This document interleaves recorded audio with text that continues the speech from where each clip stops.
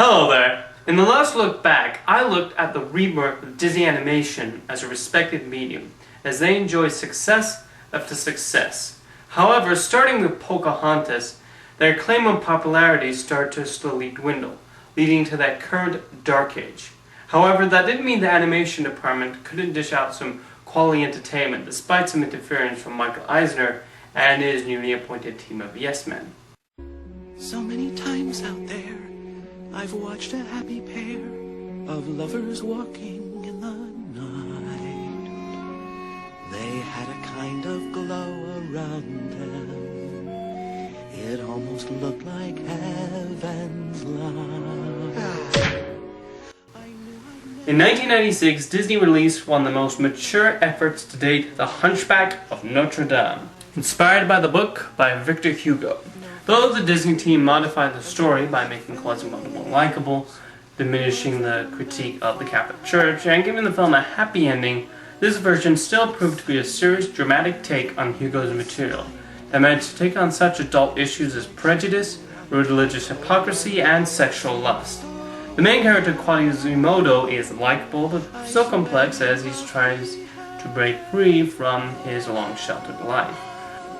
However, the character who steals the show and ultimately helps in making this great film is Judge Claude Frollo, played in a terrific performance by Tony Jay.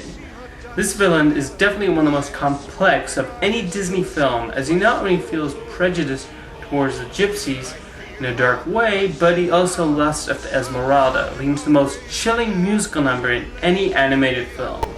His viewpoint is, if I can have her, nobody will. And he stops at nothing to see her killed.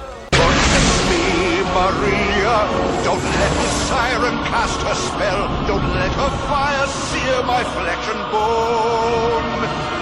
Destroy Esmeralda and let her taste the fires of hell. Or else let her be mine and mine alone.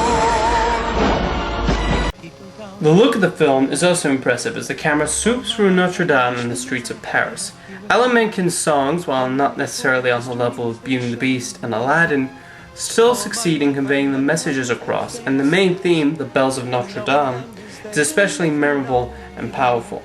The one downside of the film are the three comic relief gargoyles, whose addition were due to studio executives who feared that they wouldn't be able to sell enough Happy Meals. Not only did they seriously distract from the serious nature of the story, but they're not particularly funny in any way. Had they not added them, this could have been one of Disney Studios' best films, but as it stands, it's still a great cinematic experience.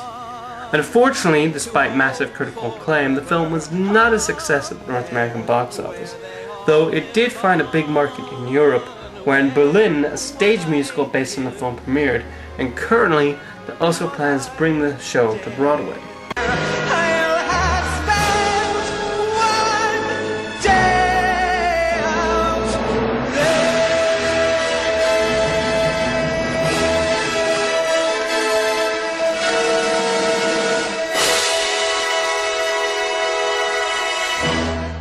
For their next film, the Disney artists decided to take on the Greek legend of Heracles.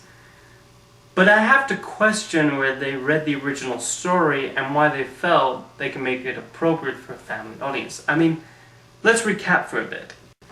Zeus rapes a mortal woman, leading to the birth of Heracles. Zeus's goddess wife, Hera, attempts to kill Heracles, and Heracles kills his wife and children. That's really appropriate for a musical comedy aimed at all ages. Essentially, instead of actually doing an interesting take on Greek mythology, they just went ahead and remade Superman. After all, the only way to tell the story of Heracles as a Disney film is to rewrite the entire mythology, and they do it very embarrassingly. Humor relies mostly on cringe-inducing pop culture references, and animation is flat and one-dimensional. Director-writers Ron Clements and John Musker made the scenes jump out of the screen beautifully in Great Mouse Detective, The Little Mermaid, and Aladdin, but here they're quite dull-looking. The computer-animated Hydra also feels incredibly jarring. It's also hard to sympathize with Hercules, as he's quite a cocky character.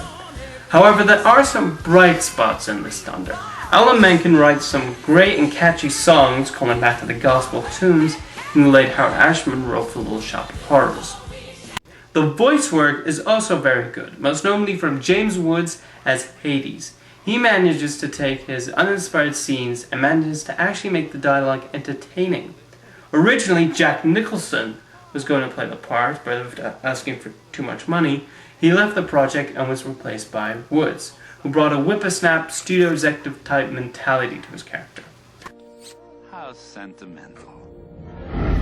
You know, I haven't been this choked up since I got a hunk of moussaka caught in my throat. Huh? So is this an audience or a mosaic? Which studio executive specifically? Good old former Disney chairman Jeffrey Katzenberg. However, much to everyone's surprise, the following year Katzenberg would have the last laugh.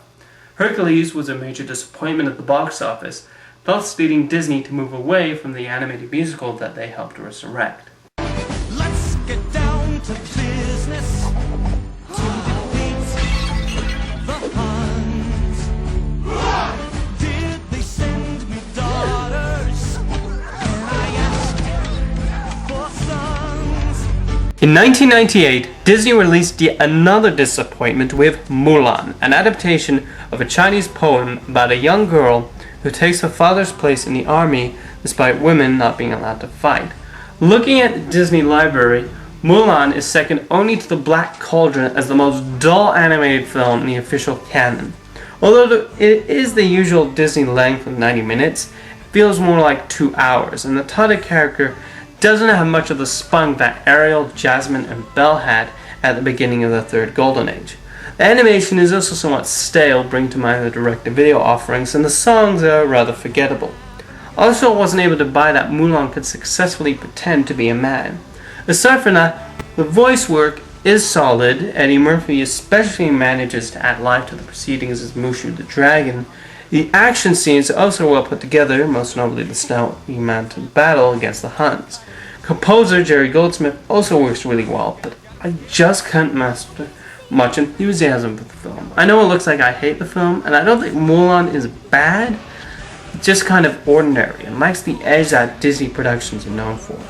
The film did a tad better at the box office than Hercules, but its lukewarm reception didn't do much to boost the Disney studio's confidence in their own products.